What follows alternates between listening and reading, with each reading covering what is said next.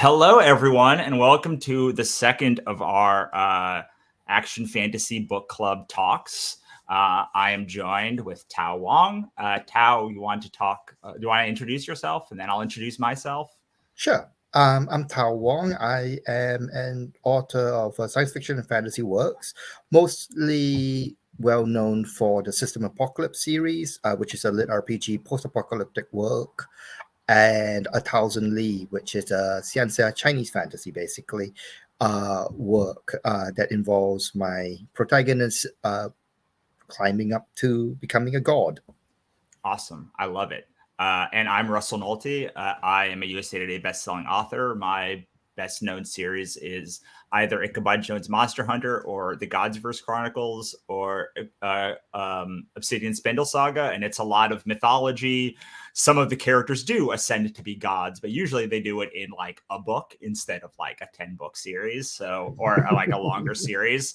And it's a lot of my books are about like subverting the chosen one narrative, which I didn't even realize that they were about my books until I'd written about 30 of them. And I was like, oh, wow, this is like a whole thing that I'm doing. Like I just like it's in this book and it's this series. And basically all of the series that I write have some subversion of there. So I am excited to talk about that. I'm excited to answer any questions you guys might have since it is my Dragon Scourge is the book of the month. So if you have any, let's talk about the comments. But before we talk about that, we're talking about cozy fantasy right before we started here. And I don't know if anyone knows what cozy fantasy is, but I love how cozy fantasy as a genre kind of is just set up to subvert the chosen one narrative at every turn because it's usually about a little bit older protagonists. Like the stakes are a lot lower, and just like the people that we're following like are generally not doing like I like to think of it as like, what if we just followed the Shire after Frodo left?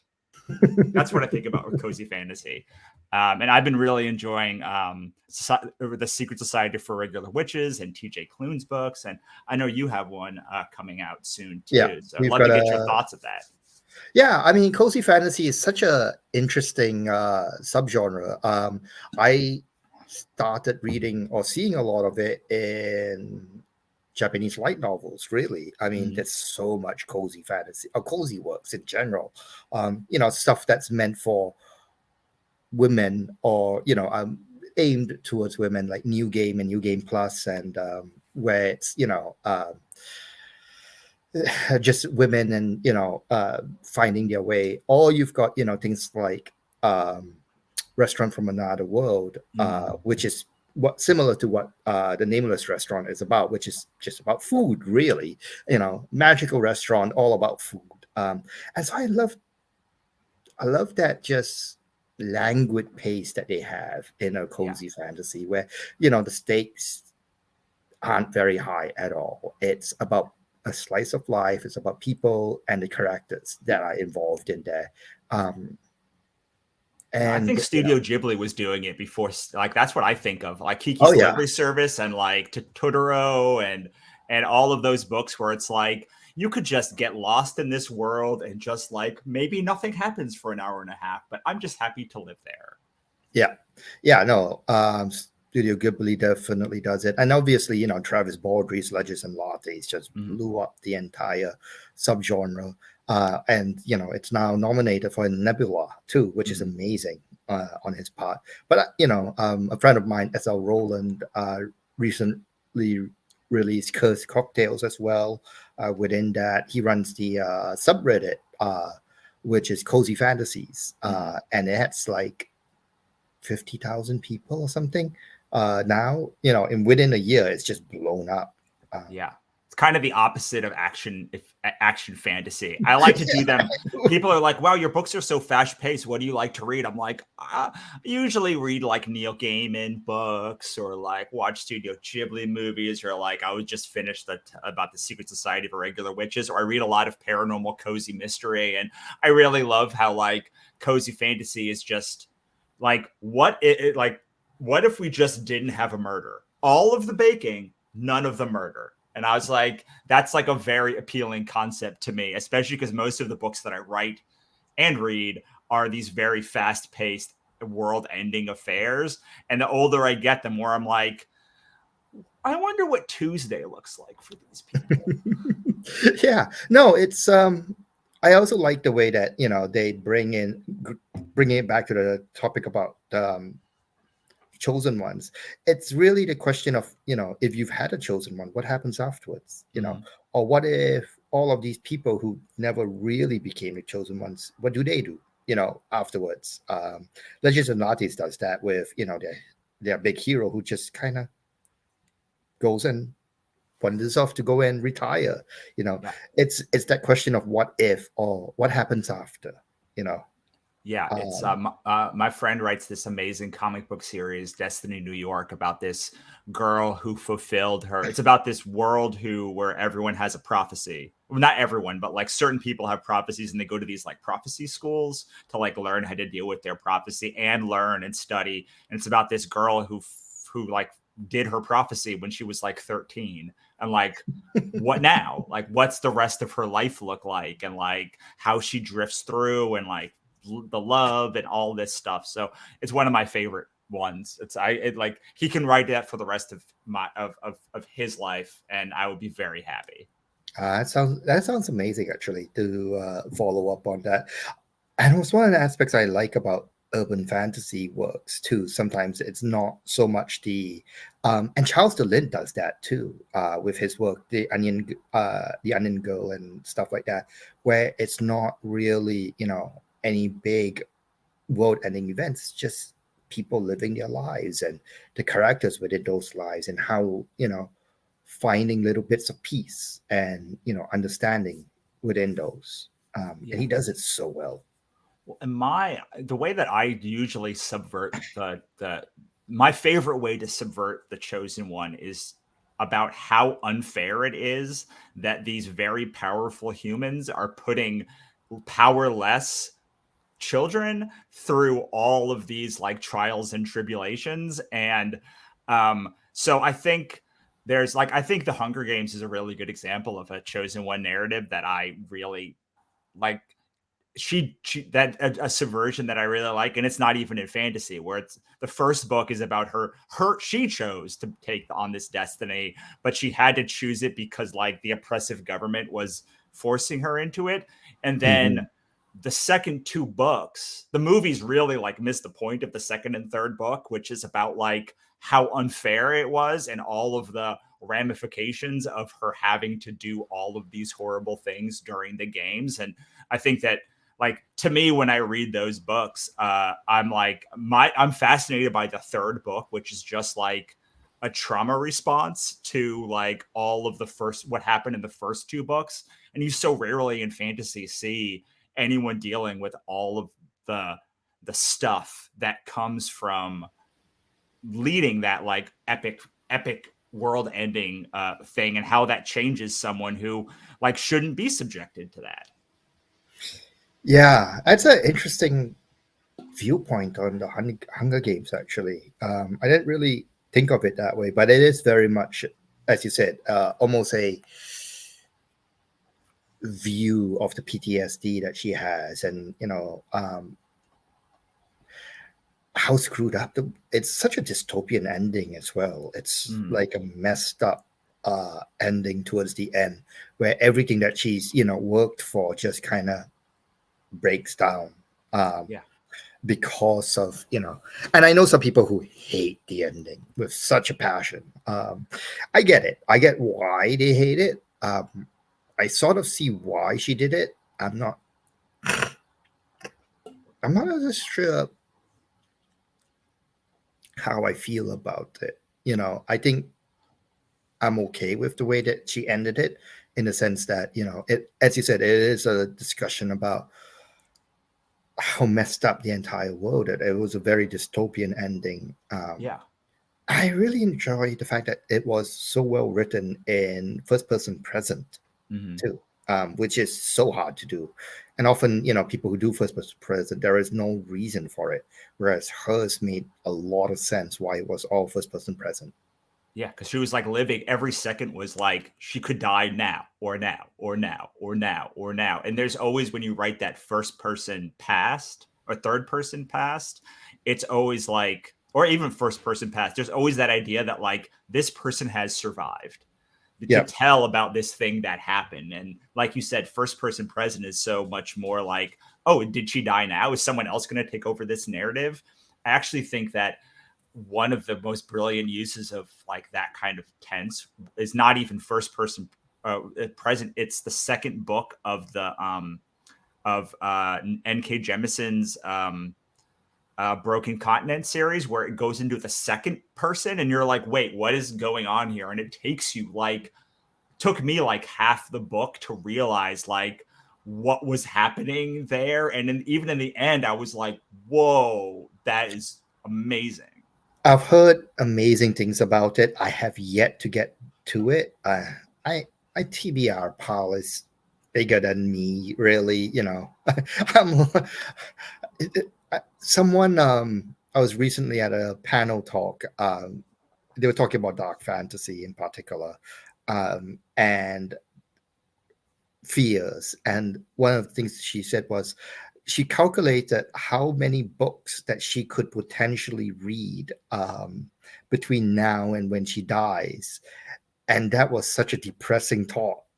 Yeah. And she didn't even give the number. But I was like, oh God, I'm not even going to try to calculate that number My because I found that I Libby has been like a revelation to me over the past like 8 months, because you can listen at double speed to like Libby stuff. So like I'm getting through a lot of books that I thought were way too slow. And we were talking before, like I have loved rediscovering Stephen King on audio, because you can read it at double speed and it can be read to you at a pace that like I feel is like more congruent to my processing speed. And so like finding Libby, and just like as I'm typing stuff, when I'm not doing writing, I when I'm typing stuff, I'm just like listening to audiobooks now instead of listening to music like I used to. And it's been a really cool experience. I've read a lot more books than I thought I possibly ever could that way. nice. Yeah, I don't really do audio just because you know, I either get really distracted and I'll miss entire chapters, and then I'll come back and I'll go, what? Oh no, but this is the great thing about Stephen King specifically, because I literally fell asleep for 2 hours during one of his books. I woke up and nothing had happened. I was like, oh, I'm right here, the same place. Cool. So like those are the kind of things that I think are like really good for me, really good for audio, like the very, very slow paced, very thick books that like I would never get through otherwise. Fair enough. Yeah, I mostly I read so fast too. So if I have time, I will burn through a book, 120K book in like 6 8 hours. Yeah. It's not super fast like some people, but it's a decent pace to You know go what through. I found? I had to go back. I'm in talks to do an RPG for one of my series. And so I had to go back and create a lore book. And man, I was so excited that I had the audio for like my old series, because I was like, I'm not reading 11 books, 11 thick books to pull out the lore. But as I was like going through my like mornings, I would just have the book open, and whenever I heard something that I was like, oh, there's lore, I like put it in like my finding document, and then I just like was able to do it way easier than having to like actually read through my Oh, books again. And also it gave me another chance to like, because once you finish a long series, or at least when I finish a long series, even when I go back to read it initially, I'm like, I still can't understand really where the gaps of like like the gap between a piece of information that someone like, to make it all consistent across all of that book series that I wrote across maybe 5 years. So listening to the audio, I was able to be like, oh, well, that needs to change and this needs to change. And oh, this was updated in book 8. Now this has to go back. And like it was so much easier to do that in audio, which is a thing I never thought I would say about audio. It's never even a use case that I thought about until I started doing it. I have to keep that in mind. But yeah, I haven't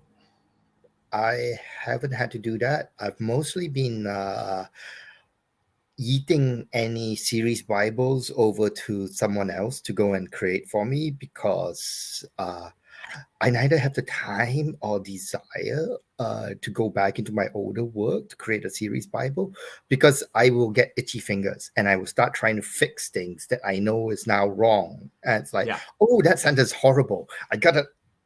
Yeah, well, that was what was so great about audio, because I was like, am I really going to go back and redo the audio for this? Nope, not going to do that. Like, but yeah, I thought they were going to deal with the lower Bible, and then by having to do, I was like, oh, but like you're the company, shouldn't you? And they're like, no, we'd really like it when the creators do their own lower Bible, and I was like, all right, so I would not do it, because I've been dreading doing like a series Bible for these books myself, because it's so much. But like they kind of tied my hands, and I was like, well, I really do want to work with you, and if that's like your one stipulation, fine. It sounds great though, to end up doing what do you call that, a RPG for your work. It's something that I really want to be able to get done for, especially the System Apocalypse, because it's a little RPG world, but we'll get there one day, hopefully. I think it's a really interesting, so fantasy, at least the kind of fantasy that I write, is like very steeped in mythology and very steeped in like the tone that, like, not that they're like humor books, but there is humor in them, and just they're not the most popular genre of fantasy, but they are kind of the perfect thing that works for D&D. So I've been thinking, when I started talking with this publisher, I was like, I have this series. Part of the Godsverse Chronicles is set in this place called the Gods Church, which is like the CIA meets the FBI meets the Secret Service for gods. And like, I was like, and like they go and they stop apocalypses and they have protection services. And I was like, what if that was like the area that like you just had this really cool mechanic of like the kind of FBI for gods, and like they kind of ran with that. And like, again, we haven't finalized anything, but like that was where I was like, and if I could get the D&D audience to like then come back to the books, well, my whole thing has been like, how do I just get one huge piece of work and then keep drawing people back to it in different ways? And so last year I finished like 2 big series, and I was like, well, now I have to become like a brand manager for those series and like figure out how to do something new in that, both as book form, but also just like expanding it out. So right now we have this card game on Kickstarter for our let's see if I can, it's called the Ichabod Jones card game. And so that's for one of our series. And that's nice. Really like, I'm super excited because they just sent me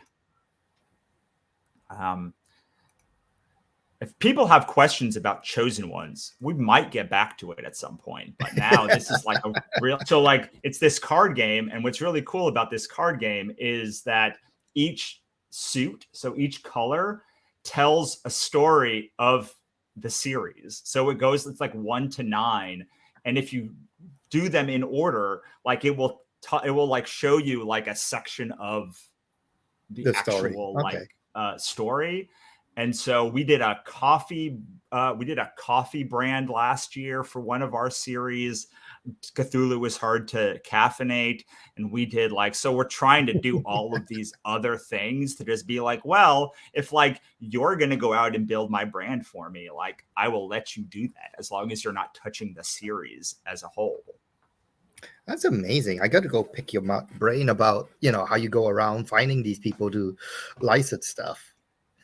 It's I'm surprised. I'm constantly surprised that more people don't get with more popular books than me don't get approached more often, because like I feel I've been approached so often, because like maybe it's just because the Kickstarter stuff, but yeah, and some of it is me reaching out to people and knowing like when they're in there. Part of it is knowing when in the cycle like you should reach out because they're looking for new content. But like, yes, we'll talk later. I do want to get this comment because this is a comment about me. And thank you, Mar. I'm really excited. I can't wait to hear what you have to say once you get to about chapter 15 or 17.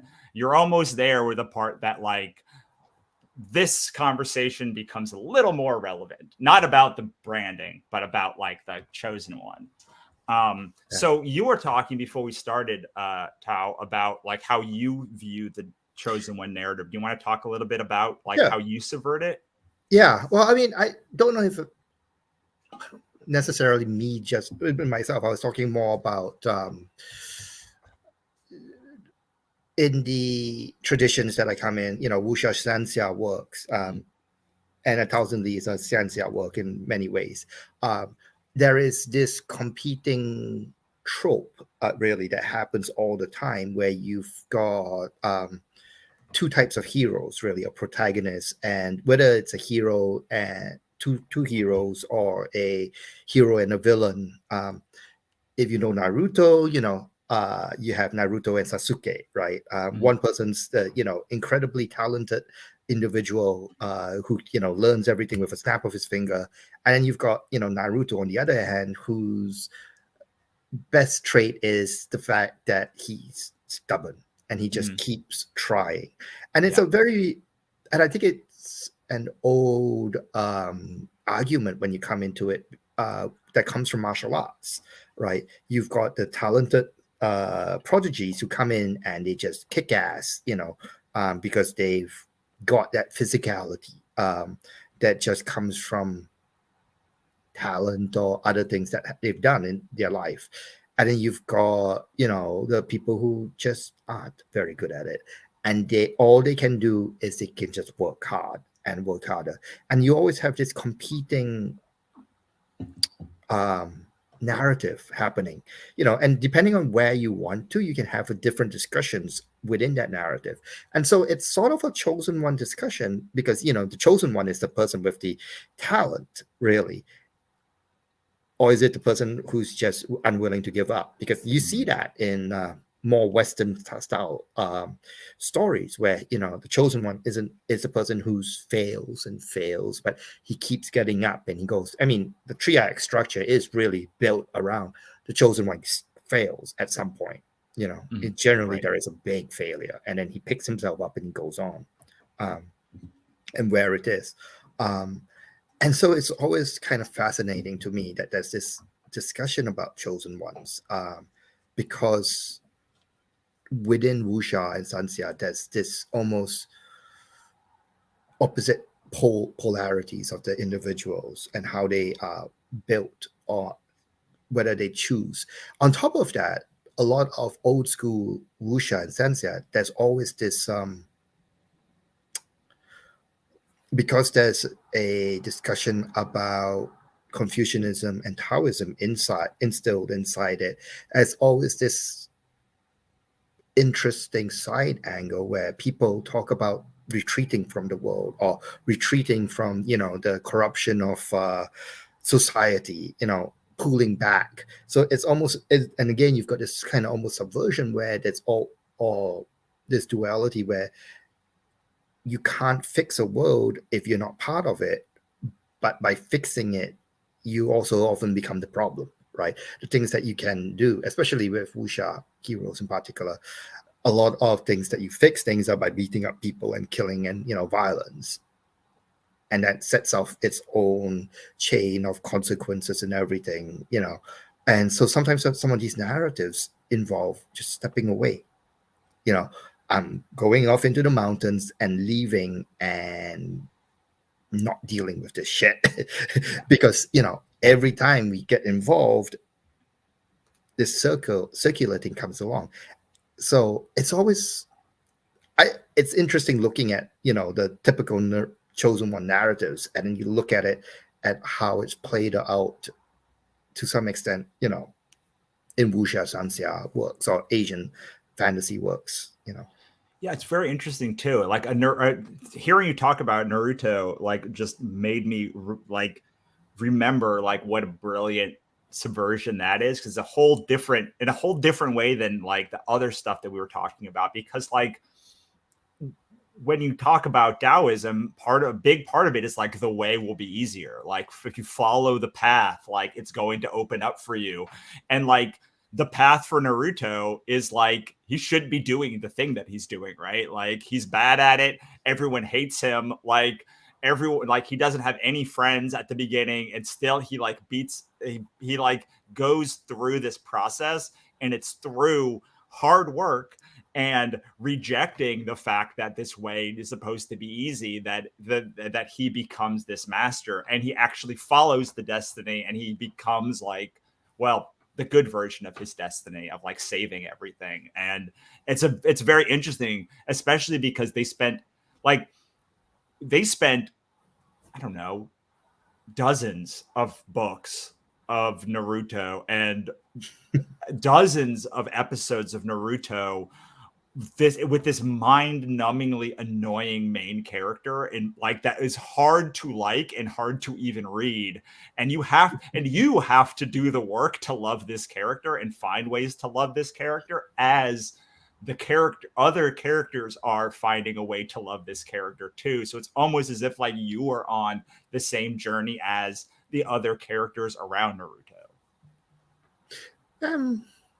That's an interesting viewpoint. I mean, your characterization of Taoism is a little simplistic.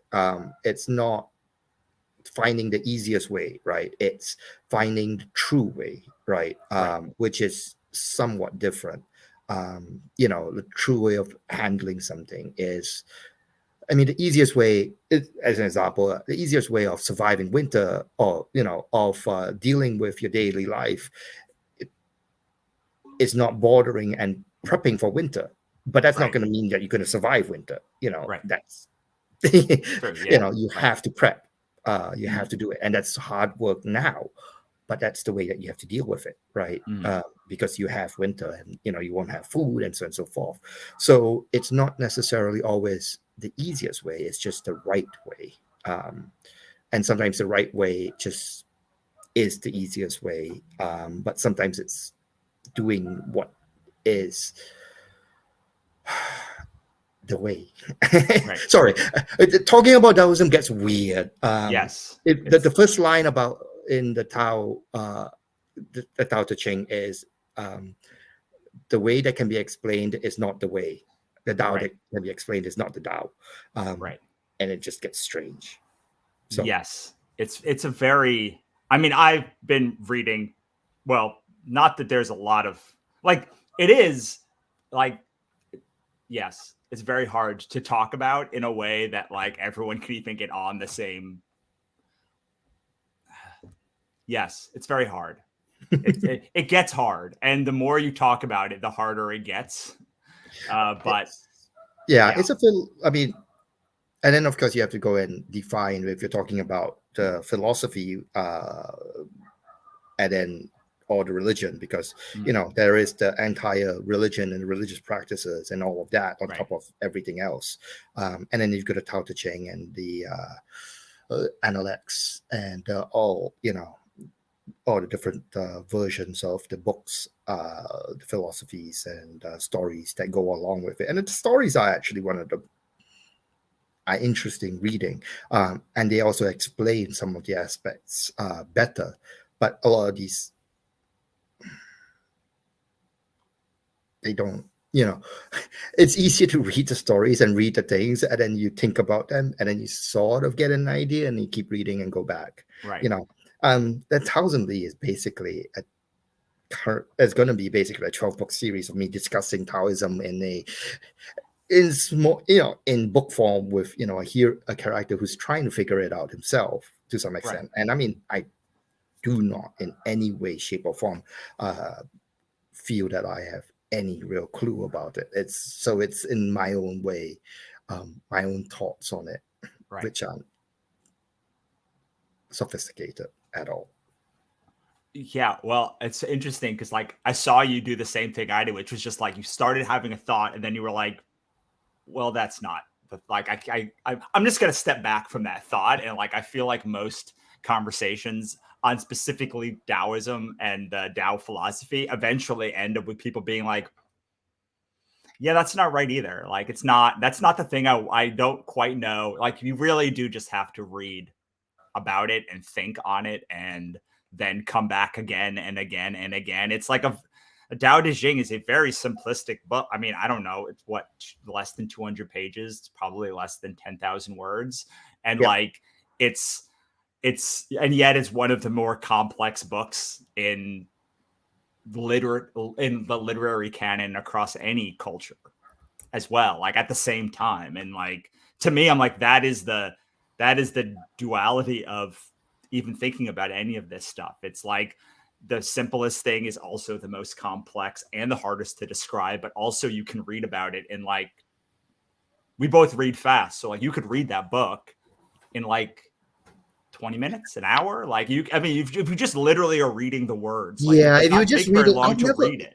I've never really tried because you read through a couple and then you often find yourself stopping and just thinking about something. It's like, Well, I was listening to something and they were saying it was an art critic who was saying, you know, he was saying that my work used to be about just like consuming as much art as possible. And I realized how wrong that was. And so he's like, now I have an hour. If I can't spend an hour in front of a painting, like I won't even go to it. And like he's like the slow, deliberate process of thinking on this, even though you could consume that painting in 1 second, 30 seconds at most. Like your eyes see all the pieces and it comes in like by spending that extra 59 minutes and 30 seconds, you see the brush strokes and you see all of these little details, and the deliberate examination of that thing is like something I'm trying to bring more into my practice, especially now that I have no Facebook account. Like I'm trying to figure out how I go about my day. And part of it is like, wow, there's a lot more time to just spend thinking about a topic that I would normally have glossed over. I would not mind potentially getting more time back from social media. It's such an easy thing to get lost into, especially nowadays with TikToks and Reels and all of those things where you have 5 seconds. And I admit half the time, half the things that get shown to me are food stuff. So I get to watch people make food and I'm like, oh. Yeah, me too. I like the cake decorating videos. Like I'll watch those for hours. I don't get. They haven't shown me any of those very much. They mostly show me recipes and barbecue, which I admit, I'm not opposed to. Right. But anyway, chosen one narratives. We are so far away from that. But well, we don't get any questions. Well, it's interesting because like all of this stuff to me is about.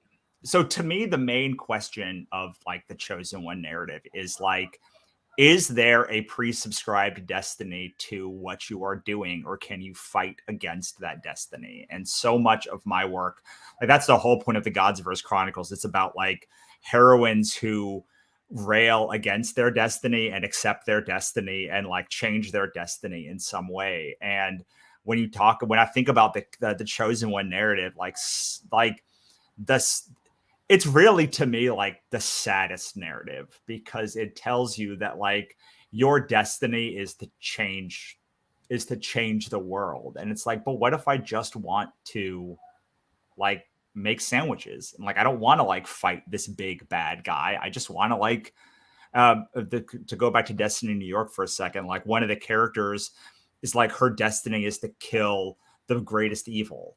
And like the whole book is just like her being like, I just don't want to murder someone.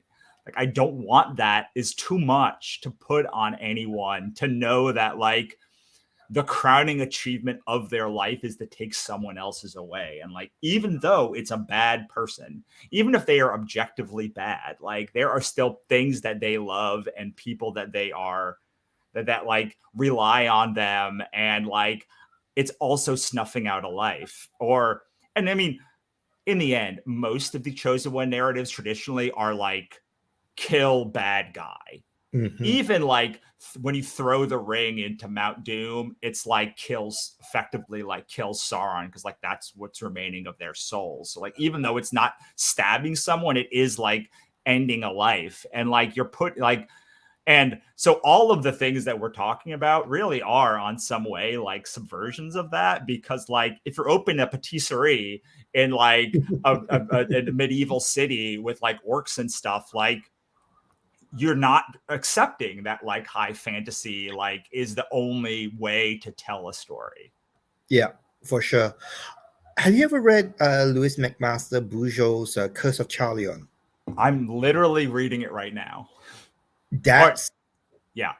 Yeah, I was gonna say that's another amazing look at the Chosen One narrative, and there is a section later on in the book where the hero talks Chaz. I can't remember his name anymore. But the hero, the protagonist, we'll call him the protagonist. He basically talks to God, to one of the gods, and they talk. Oh, I think all the gods. Can't remember. But one of the things that they mention is they're talking about free will, and they talk about how they just all they can do is they nudge people, and so they've nudged millions or thousands of people onto this path, right? And he's the only one who has repeatedly made the choice to be where he is, to do what he does. You know, and I think that's such a strong um, narrative about free will, about the power of gods, and about the chosen one narrative along the way, like what you were talking about, how people somewhere along the way, maybe they're chosen ones because they choose to be the chosen one. They choose not to get off that path somewhere along the way. And it's such amazing work. Like Bujold's just an amazing author in general. But it's that idea about the hero being the one who to make that choice to do what is necessary. It's something that I think a lot of my own works follow. Like the System Apocalypse series basically follows a hero who does that. He makes a choice again and again and again to be in the places that he is up until the final book. And there's a lot of reasons why he does that. Partly he's really broken, like he's a really broken individual.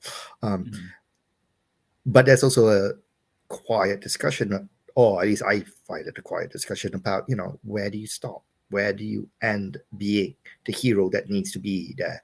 Where do you get off the path? And you see different people, his friends and family getting off not very far, his friends getting off the path at different parts, making the choice to either support him or not along his way through this.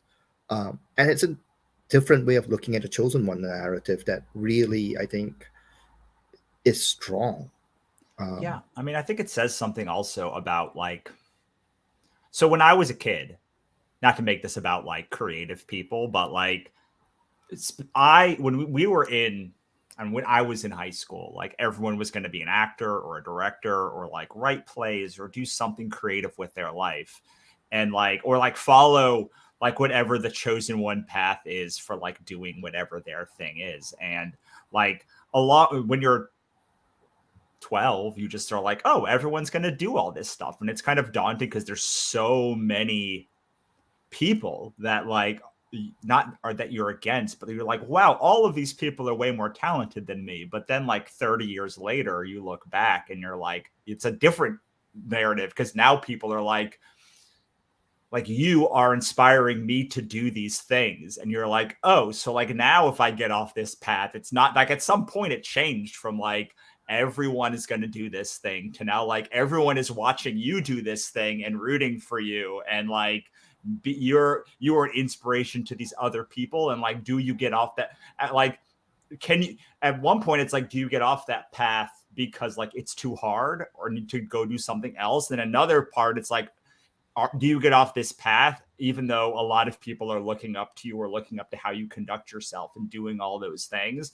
And like I think that a good chosen one narrative, like how you interact with that being the chosen one, changes across the course of like a long series. And that's one thing that I love about long series is you can take that and like at some point like you're going to have to reach the first bad guy, but then there's got to be other bad guys that like come. And like sometimes the old bad guy becomes the new friend, and sometimes like that old bad guy partners with the bigger bad guy, and like all of these things like morph because they have to in this series until the hero has probably been off their path for like 8 books, but like they still are making these choices and reaffirming it again and again and again and again. And the reasons they're affirming it change from book to book.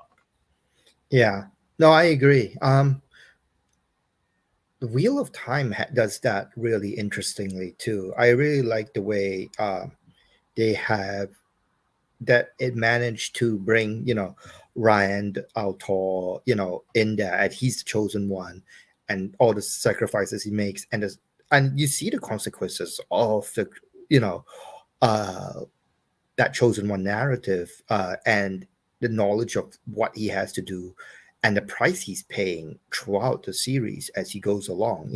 He's basically told he's going to die.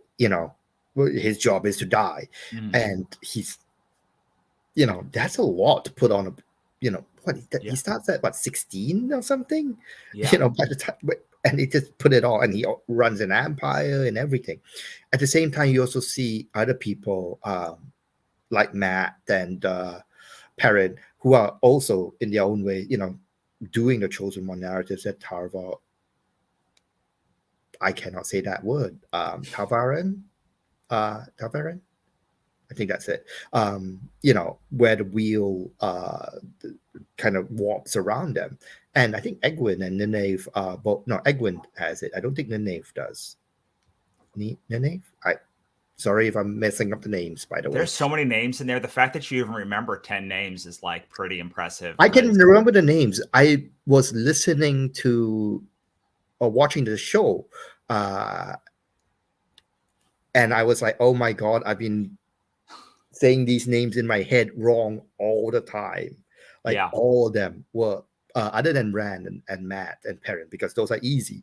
All of the other ones, all the women's names, I was messing up, and now I'm like, I don't dare say the names because I was like, oh God, I'm getting it all wrong. Yeah, but I mean, isn't that the burden of like being a reader? Is like part of it is just getting the names wrong. Like my wife and I used to read. She used to read books in bed before we went to bed, like to me, and like she would get the names wrong constantly, and I was like, oh, I came up more doing movie and TV, and she came up doing more books, and she's like, I understand actually what happens in the story, and you can spell the names right, which is like, you can say the names right, which is more important in the end of the day. And like that's the discussion that we end up having, and we're like, yeah, okay, fine. But yeah, and like I think that also, I'm not the hugest fan of Game of Thrones, but like it does show like every one of those stories subverts the chosen one narrative in a different way. Like Ned's story is about like if you actually take the chosen one to its natural conclusion of like the piety, like then like you're gonna probably get your head lopped off. In truth, like if you like deviate from the chosen one narrative like John does, and by like letting the wildlings into the area, like people are going to kill you, and like there's like no win, and like watching that can be, and then there's like characters who who became chosen ones, like Sansa, who like chose to fulfill this destiny, that she was like supposed to be like a lady and then was like put on this other path and came back to it and like found her own way back to it. And people like Arya who like choose a completely different destiny than anything they could possibly have imagined.